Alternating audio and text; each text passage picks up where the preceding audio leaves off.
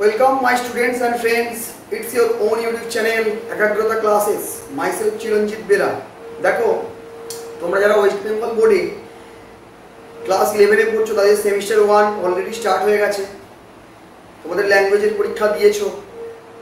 তো এরপরে তোমাদের সাবজেক্টিভ মানে তোমাদের স্ট্রিম ওয়াইজ যে সাবজেক্টগুলো রয়েছে সেই এক্সামগুলো হবে। অলরেডি অ্যাকাউন্টেন্সি ইম্পর্টেন্ট কোশ্চেন আমি তোমাদের দিয়ে দিয়েছি এবং বিজনেস স্টাডিজেরও বেশ কিছু এমসিকিউ আমি তোমাদের ডিসকাস করেছি। আজকে আরও বেশ কিছু এমসিকিউ নিয়ে তোমাদের সাথে ডিসকাস করব। যারা চ্যানেলটাতে নতুন তারা অবশ্যই করে চ্যানেলটা সাবস্ক্রাইব করে নিতে ভুলবে না। যারা আমাদের ভিডিও রেগুলার দেখো তাদের অসংখ্য ধন্যবাদ এবং ভিডিওটা অবশ্যই কেমন হচ্ছে সেটা তোমরা কমেন্টে কমেন্ট করে জানাতে পারো। লাইক শেয়ার করতে ভুলবে না বন্ধুদের মধ্যে। আর এই প্রসঙ্গে বলে রাখি, তোমাদের মোটামুটি সেপ্টেম্বর 30-তে সবার এক্সাম শেষ হয়ে যাচ্ছে। অক্টোবরের ফার্স্ট উইক থেকে কিন্তু আমরা সেকেন্ড সেমিস্টারের পড়ানো স্টার্ট করব। সেকেন্ড সেমিস্টার তোমাদের জন্য একটু লিটল বিট ডিফিকাল্ট হবে, কারণ ওখানে কিন্তু কোনো এমসিকিউ প্যাটার্ন নেই। তো যারা আমাদের সেন্টারে অ্যাডমিশান নিতে চাও তারা অবশ্যই নিচে দেওয়া নাম্বারে যোগাযোগ করবে, যেখানে অফলাইন, অনলাইন এবং ব্লেন্ডেড মোড সব কিছু রয়েছে। যারা অফলাইন ক্লাস নেবে তাদের জন্য এক্সট্রা অ্যাডভান্টেজ কী থাকবে, আনলিমিটেড টাইম তোমরা ভিডিও ব্যাকআপ পেতে থাকবে। যেহেতু অঙ্কর ব্যাপার থাকবে তাই অনেক সময় তোমরা কিছু জিনিস ভুলে যাবে। বাড়িতে গিয়ে তোমাদের নিজস্ব ডিভাইসে ভিডিওগুলো রাখতে পারবে, সেখান থেকে তোমরা দেখতে পারবে সমস্ত জিনিস। তো আর দেরি না করে আমাদের এনরোলমেন্ট স্টার্ট হয়ে গেছে। যত তাড়াতাড়ি সম্ভব আমাদের নিচে দেওয়া কন্ট্যাক্ট নম্বরে যোগাযোগ করে একাগ্রতা ক্লাসের ফ্যামিলি মেম্বার হয়ে যাও তোমরা খুব তাড়াতাড়ি। তো ঠিক আছে, তোমরা ভিডিওটা প্রথম থেকে শেষ অবধি দেখো। তোমাদের সাথে আমি ভিডিওটা প্রথম থেকে শেষ অবধি আলোচনা করব। দেখো বেশ কিছু ইম্পর্টেন্ট প্রশ্ন দেওয়া আছে। যেমন প্রথমেই লেখা আছে পেশাগত যোগ্যতা। দেখো অপশান বি হস্তান্তরযোগ্য নয়। আইন পেশার ক্ষেত্রে পেশাগত সমিতি হলো ডি বার কাউন্সিল। কোনটি পেশা হিসাবে বিবেচিত হয় না? অপশান ডি ব্যবসা। শিল্পের গুরুত্ব কোনটি? এখানে দেওয়া সবকটাই শিল্পের গুরুত্বের মধ্যে পড়ে। পণ্য আমদানি করে অন্য দেশে পাঠানো হলে তাকে কী বলা হয়? পুনর্রপ্তানি। ঘরোয়া কোম্পানির রূপ পরিবর্তন করার ফলে অবশ্যই সার্বজনীন কোম্পানিতে রূপান্তরিত হয়ে যায়। সার্বজনীন কোম্পানির ক্ষেত্রে সর্বোচ্চ সদস্য সংখ্যা কত? এর মধ্যে কোনোটিই নয়, অপশান ডি। সমবায় সমিতি আইন প্রবর্তিত কত সালে হয়? সমবায় সমিতি আইন প্রবর্তিত হয় 1912 সালে। এরপরে 9 নম্বর প্রশ্ন, কোম্পানি গঠনের প্রথম স্তর বা ধাপ কি? প্রবর্তন। প্রথম ধাপ হলো প্রবর্তন। সরকারি প্রতিষ্ঠান শেয়ার বিক্রির অপর নাম কি? শেয়ার বিক্রির অপর নাম কি? না, সরকারি কোম্পানির শেয়ার বিক্রির অপর নাম হলো বিলগ্নীকরণ। তোমরা এই কথাটা শুনে থাকবে যারা পড়াশোনা করছো। সরকারি কোম্পানিতে সরকারের নিয়োজিত মূলধনের পরিমাণ কত হবে? 51% বা 51%, 50%-এর বেশি। ভারতের কেন্দ্রীয় ব্যাংক তোমাদের কারোর অজানা নয়, রিজার্ভ ব্যাংক অফ ইন্ডিয়া। দেখবে আমাদের যে কারেন্সি আছে টাকা, সেই টাকাতে দেখবে রিজার্ভ ব্যাংক অফ ইন্ডিয়া লেখা থাকে, তার শর্ট ফর্ম আরবিআই। এরপরে 13 নম্বর প্রশ্ন, বর্তমানে ভারতবর্ষের রাষ্ট্রায়ত্ত ব্যাংকের সংখ্যা 12। নেক্সট, ফেমা কথাটির অর্থ কী? Foreign exchange management act. PIN বলতে কী বোঝো? Personal identification number. Plastic money কাকে বলে? Debit card, credit card. Debit card ও ক্রেডিট কার্ড উভয়কেই প্লাস্টিক মানি বলে। বিপিও কথাটির অর্থ বিজনেস প্রসেস আউটসোর্সিং। 17তে ই বিজনেস শব্দে এর অর্থ কী? ই বিজনেস শব্দে এর অর্থ হলো ইলেকট্রনিক। ই কারবারের বৈশিষ্ট্য নয়। কোনটা হয় বলতো? ক্রেতা ও বিক্রেতার বাস্তব উপস্থিতি প্রয়োজন হয়, এটা এই ই কারবারের বৈশিষ্ট্যের মধ্যে যায় না। তোমরা যখন ফ্লিপকার্ট থেকে জিনিসপত্র কেনো, ক্রেতা আর বিক্রেতাকে তোমরা কি দেখতে পাও? মানে তুমি যদি ক্রেতা হও, বিক্রেতাকে কি তুমি দেখতে পাও? তাহলে এটা হচ্ছে ই কারবারের বৈশিষ্ট্যের মধ্যে পড়ে না। সৃজনশীল শিল্পে কোন শিল্পের অন্তর্গত? সেটা হবে অপশান বি গৌণ। কোন ধরনের বাণিজ্যের ক্ষেত্রে দেশের রাজনৈতিক সীমানা একটা বিবেচ্য বিষয়? অবশ্যই এটা কী হবে বলতো? বৈদেশিক বাণিজ্য, দেশের বাউন্ডারির বাইরে গেলে। যৌথ ক্ষেত্রের উদাহরণ কোনটা হবে বলতো? যৌথ ক্ষেত্রের উদাহরণ দেখো বেঙ্গল পিয়ারলেস আছে, বেঙ্গল আম্বুজা আছে, হলদিয়া পেট্রোকেমিক্যাল আছে, হলদিয়া পেট্রোকেমিক্যাল আছে, আর সবগুলো এখানে কিন্তু সবগুলোই যৌথ ক্ষেত্রের উদাহরণ। বর্তমান যুগ, প্রযুক্তির যুগ, কারবারি পরিবেশ, বর্তমান যুগ হচ্ছে প্রযুক্তির যুগ, কারবারি পরিবেশ খুব দ্রুত পরিবর্তনশীল। এই ধরনের ঝুঁকিপূর্ণ পরিবেশে মানিয়ে নেওয়ার ক্ষেত্রে এক মালিকি কারবারের কোন বৈশিষ্ট্য বিশেষভাবে সাহায্য করে? বলতো কোনটা সবথেকে বেশি সাহায্য করে? সহজ গঠন, নমনীয়তা, গোপনীয়তা, না সবগুলো? দেখো যখনই এই পরিবর্তনশীল কথাটা আসছে এর উত্তরটা নমনীয়তা হতে বাধ্য। অর্থাৎ কোনো একটা যদি জিনিস ফ্লেক্সিবল হয়, যাকে বাংলায় বলে নমনীয়, তবেই কিন্তু সেটা পরিবর্তন করা যেতে পারে। সমবায় সমিতির ন্যূনতম সদস্য সংখ্যা 5 জন। যে প্রতিষ্ঠান সরকারের কল্যাণে কার্যকলাপ করে, সরকার ব্যয় বহন করে এবং প্রতিষ্ঠানের আয় সরকারি কোষাগারে জমা হয়, তাকে কি বলে বলো তো? তাকে কি বলে? এটা অপশান 25 বিভাগীয় প্রতিষ্ঠান, 25B। অপশান বি বিভাগীয় প্রতিষ্ঠান। সরকারি কোম্পানিতে সরবরাহের বিনিয়োজিত মূলধনের পরিমাণ আগেই বলেছি 51%। ভারতের কেন্দ্রীয় bank, repeat question, reserve bank of India নিজের ও অন্যের লোকের ঋণের ডিলারকে কি বলে বলো তো? এটা ব্যাংক, কর্মচারী রাজ্য বীমা নিগম। এটা কি ধরনের বীমা? সামাজিক বীমা। ই বিজনেসে ই শব্দের অর্থ তোমরা আগেই জেনেছো। ই বিজনেসে ই শব্দের অর্থ কোনটা হবে? ই বিজনেসে ই শব্দের অর্থ হচ্ছে তোমার ইলেকট্রনিক। তারপরে কি আছে দেখো, তারপরে রয়েছে, তারপরে এবার এখান থেকে তোমাদের শূন্যস্থান পূরণ রয়েছে। এই ধরনের এমসিকিউ কিন্তু পরীক্ষায় তোমরা পাবে। কারবারি ঝুঁকি সৃষ্টির মূল কারণ, কারবারি ঝুঁকি সৃষ্টির মূল কারণ অনিশ্চয়তা। অর্থাৎ অনিশ্চয়তা আছে বলেই ঝুঁকি হয়েছে। আর দেখো তার সাথে আবশ্যিক বৈশিষ্ট্য, ঝুঁকি আবার কারবারের আবশ্যিক বৈশিষ্ট্য। 31B অনিশ্চয়তা থেকে ঝুঁকির সৃষ্টি হয়।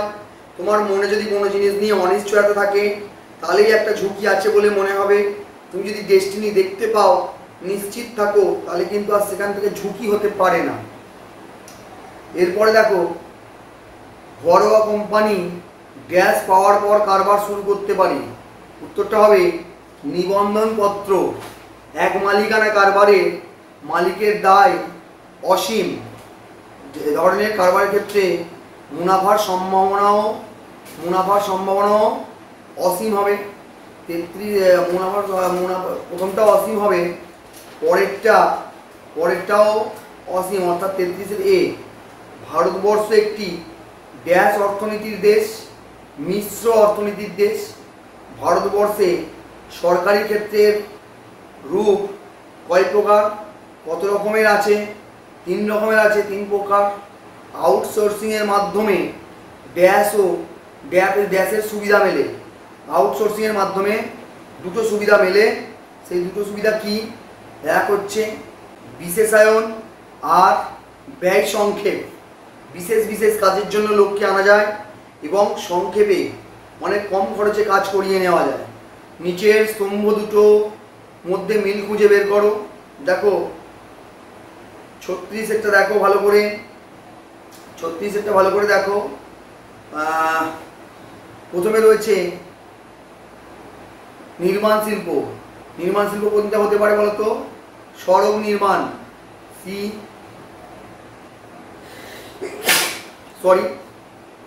সেবা শিল্প কোনটা হতে পারে বলতো? বীমা, তাহলে এ।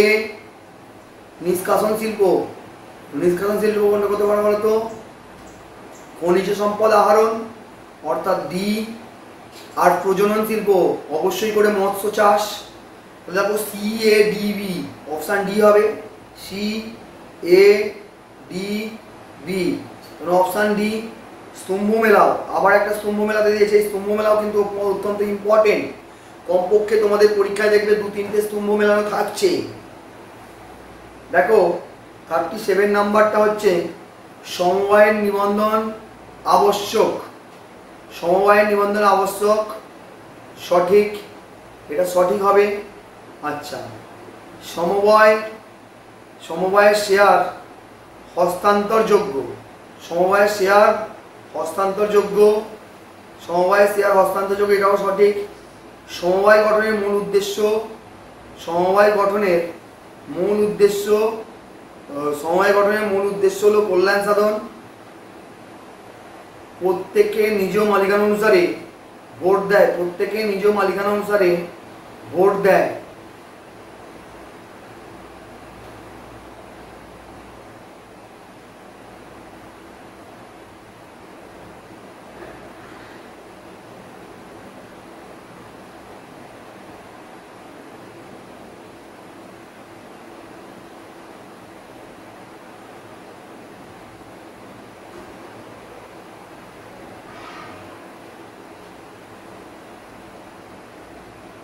দেখো এটা এইভাবে হবে না, সমবায় নিবন্ধন আবশ্যক, এটা এটা সঠিক বলছি, এটা কি সমবায় নিবন্ধন আবশ্যক সঠিক, এটা ট্রু হবে, ট্রু। আচ্ছা, তারপরে সমবায় শেয়ার হস্তান্তরযোগ্য, এটা ভুল, এটা ভুল হবে। সমবায় গঠনের মূল উদ্দেশ্য হচ্ছে কল্যাণ সাধন, সমবায় উদ্দেশ্যে গঠনের মূল উদ্দেশ্য কল্যাণ সাধন, এটাও ঠিক। আর প্রত্যেকে নিজের মালিকানা অনুসারে ভোট দেয়, ঠিক।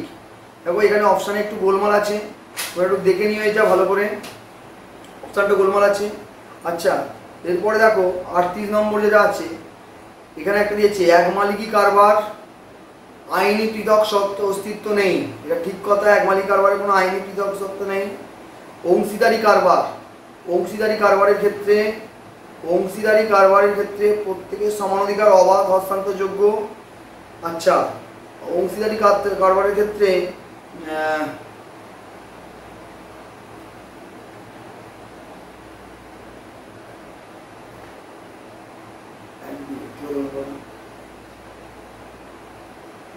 দেখো এখানে এরকম হবে, একটা উত্তর হবে ডি, দুইয়েরটা উত্তর হবে অংশীদারি কারবার আইনগত পৃথক সত্তা নেই এ, আর তিনেরটা উত্তর হবে সি, সি তিনেরটা সি হবে, আর চারেরটা সমবায় সমিতি বি, প্রত্যেকের সমান অধিকার B A C B, option C হলো এখানে। এরপরে দেখো আর একটা স্তম্ভ মেলাও দিয়েছে, এসবিআই আরবিআই, এগুলো কি? এসবিআই আরবিআইকে আমরা কি বলি?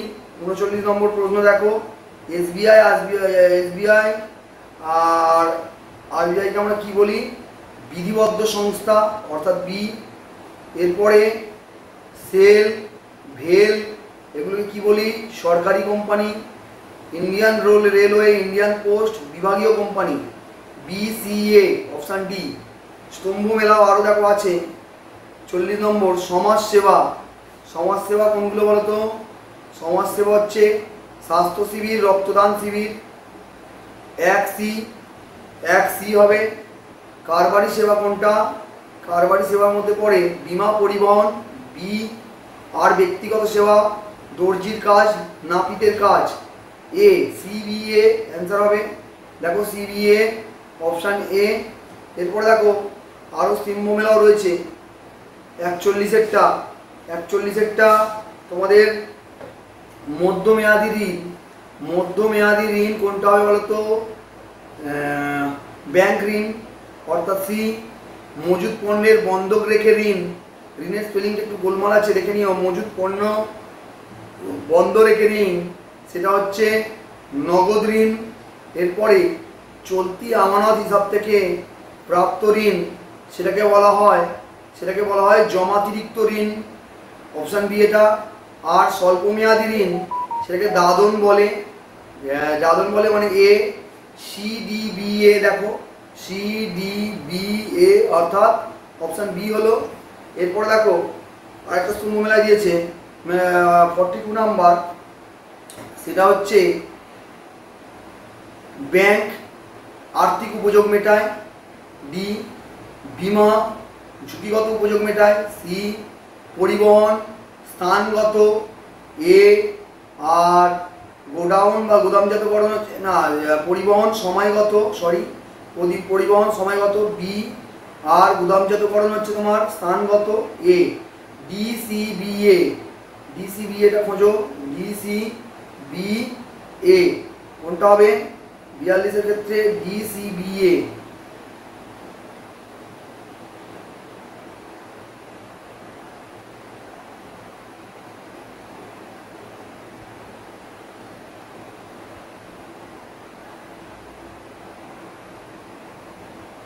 ডিসি ডিসি এ আর বি হবে, মানে অপশান বি। এরপরে দেখো বিবৃতি আর বিবৃতি দিয়েছে। দেখো ভারতবর্ষে একই সঙ্গে সরকারি ও বেসরকারি উদ্যোগের সহাবস্থান দেখা যায়, এটা অবশ্যই সঠিক, এটা ঠিক কথা। সরকারিও যেমন আছে বেসরকারিও তেমন আছে। তারপরে দেখো তোমার ভারতবর্ষ একটি মিশ্র অর্থনীতির দেশ, বর্তমানে এটা একটা মুক্ত অর্থনীতির দেশ। ভারতবর্ষ একটি মিশ্র অর্থনীতির দেশ, বর্তমানে এটা একটু মুক্ত অর্থনীতির দেশ, উভয় সঠিক, এ হবে। অগ্নি বিমা হলো ক্ষতিপূরণের বিমা, অগ্নি বিমা হলো ক্ষতিপূরণের বিমা, এটা ঠিক। বিমা থেকে কখনোই মুনাফা অর্জন সম্ভব নয়। দেখো বিবৃতি ও কারণ সঠিক, কিন্তু একে অন্যের সঙ্গে সম্পর্ক, বিবৃতি সঠিক, বিমা থেকে কখনোই মুনাফা অর্জন সম্ভব নয়, এক্ষেত্রে অপশান সি। এরপরে দেখো প্লাস্টিক মানি বলতে বোঝায় ডেবিট কার্ড ও ক্রেডিট কার্ড, ঠিক। গুগল পে, ফোনপে ইত্যাদি ইউপিআই উদাহরণ, এটাও ঠিক। তাহলে এখানে আমাদের অপশান কোনটা হবে বলো তো? 45 অপশান বিবৃতি 1 আর বিবৃতি 2 দুটোই সঠিক। 46 নম্বর কোয়েশ্চেন দেখো, এ দেশ থেকে পণ্য বি দেশে বিক্রি করা হলো, বি দেশ থেকে সেই পণ্য সি দেশে রপ্তানি করা হলো, এক্ষেত্রে এ ও বি দেশের মধ্যে কেবল আমদানি ঘটলো, এ বি দেশের থেকে এখানে আমদানি ঘটেছে, আচ্ছা এটা ঠিক। আর এটা হচ্ছে বি দেশ থেকে পুনঃরপ্তানি, বি কোন দেশকে, এটাকে সি বলা হবে, বি সি দেশকে পুনঃরপ্তানি করলো, এটাও ঠিক, অর্থাৎ উভয় ঠিক হবে। বাণিজ্যিক ব্যাংক জনগণের থেকে আমানত গ্রহণ করে ও বিভিন্ন শিল্প সংস্থাকে ঋণ প্রদান করে, 47টা দেখো এটা কিন্তু ঠিক কথা। বাণিজ্যিক ব্যাংকগুলি 3টে ভাগে বিভক্ত, এটাও ঠিক, 47B। এরপরে দেখো ই কারবার বলতে কম্পিউটার নেটওয়ার্কের সাহায্যে কারবারি কার্যকলাপ পরিচালনা বোঝায়, ঠিক। ই কারবারকে 4টি ভাগে ভাগ করা যায়, ঠিক। এ এবং আর অর্থাৎ বিবৃতি কারণ দুটোই ঠিক। একমালিক কারবারের সুবিধা কোনগুলি? একমালিক কারবারের সুবিধা, এখানে উত্তরটা কোনটা হবে জানো? উত্তর হবে সি, অর্থাৎ নমনীয়তা, গোপনীয়তা, মুনাফার অনুপ্রেরণা, প্রত্যক্ষ যোগাযোগ। এরপরে 50 নম্বর প্রশ্নে চলে এসো। 50 নম্বর প্রশ্নে দেখো তোমাদের দেওয়া রয়েছে যৌথ কারবারের মূল ত্রুটিগুলি হলো গোপনীয়তার অভাব, সরকারি নিয়ন্ত্রণ, আর উদ্দেশ্যের দ্বন্দ্ব, আর জনকল্যাণে বাধা। নেক্সট পরবর্তী কোশ্চেন দেখো, পরবর্তী কোশ্চেন 51 নম্বর, কোনটি অংশীদারি অপরিহার্য উপাদানের বর্ণনা করেছে? অপরিহার্য উপাদানের মধ্যে দেখো এ চুক্তি, কারবার, মুনাফার উদ্দেশ্য, একাধিক ব্যক্তি, মুনাফার বন্টন, এ। এরপরে 52 অংশীদারি গঠনের ধাপগুলি সাজিয়ে লেখো। কারবার, মুনাফার বন্টন, একাধিক ব্যক্তির উপস্থিতি, চুক্তিগত সম্পর্ক, সকলের বা একজনের পরিচালনায় পরিচালিত কারবার। এক্ষেত্রে উত্তরটা হবে বি। প্রথমে হচ্ছে একাধিক ব্যক্তির উপস্থিতি, একাধিক ব্যক্তির উপস্থিতি, চুক্তিগত সম্পর্ক তৈরি হবে, কারবার গঠন হবে। 5 নম্বরে সকলে বা একজনের পরিচালনায় পরিচালিত কারবার হবে, সবশেষে মুনাফার বন্টন হবে, বি। অগ্নিবিমার ক্ষতিপূরণের দাবি পেশ করার স্তরগুলি সঠিক ক্রম কোনটি? দেখো এর পরবর্তী প্রশ্ন 53 নম্বর প্রশ্নটা দেখো। 53 নম্বর প্রশ্নটা হচ্ছে সবচেয়ে বড় দুর্ঘটনার খবর প্রদান করতে হবে, 1 নম্বর। তারপরে হবে অভিযোগের কপি প্রদান, 3 নম্বর। তারপরে নিট পেশ, এটা হবে নথি পেশ, স্পেলিংটা মিস্টেক আছে, দন্তনত হয় সে নথি হবে। তারপরে কি আছে দেখো, দাবি তোমার পরিদর্শক ও মূল্য নিরূপকের বিবরণী প্রাপ্তি, সব শেষে দাবির নিষ্পত্তি, অপশান সি হবে এটা। অনলাইনে লেনদেন সংগঠনের ধাপগুলি সাজিয়ে লেখো। 54 নম্বর কোশ্চেন দেখো, প্রথমে পণ্য নির্বাচন করলে, পণ্য নির্বাচন করার পরে বিক্রেতা নির্বাচন করলে, তারপরে অর্ডার পেশ করলে, তারপরে 4 নম্বর মূল্য প্রদান পদ্ধতি স্থিতিকরণ করলে, তারপরে হচ্ছে তোমার পণ্য হস্তান্তর হলো, সবশেষে বিক্রয় পরবর্তী সেবা।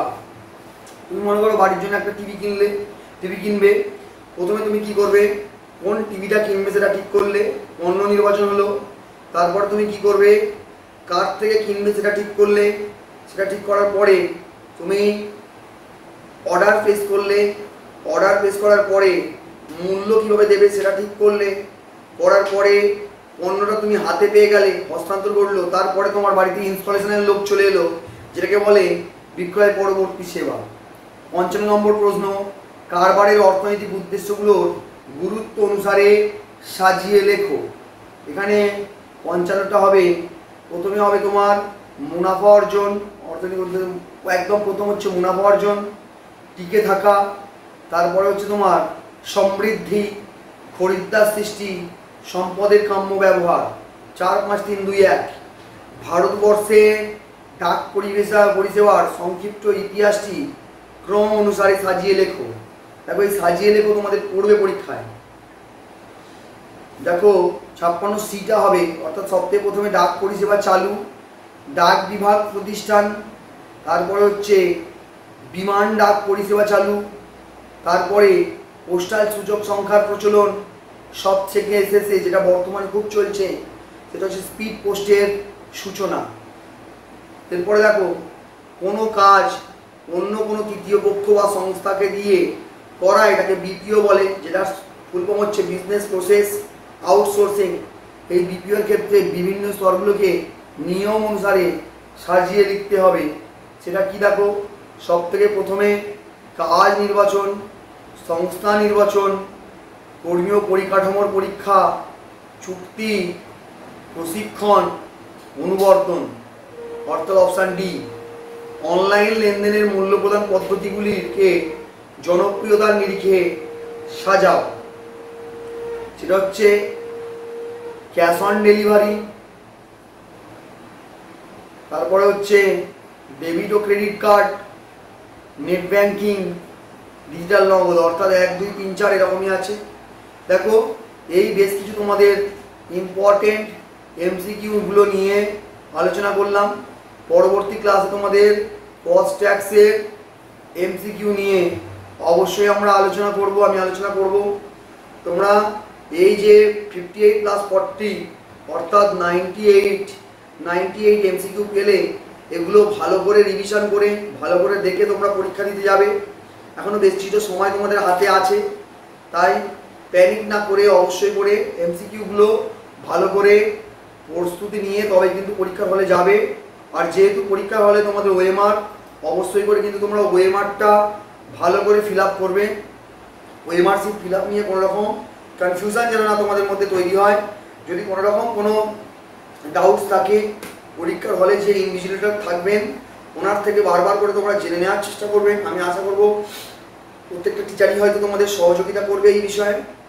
ঠিক আছে, পরবর্তী ভিডিওর জন্য তোমরা ওয়েট করো। পরবর্তী ভিডিওতে আবার তোমাদের সাথে দেখা হচ্ছে। Thank you so much.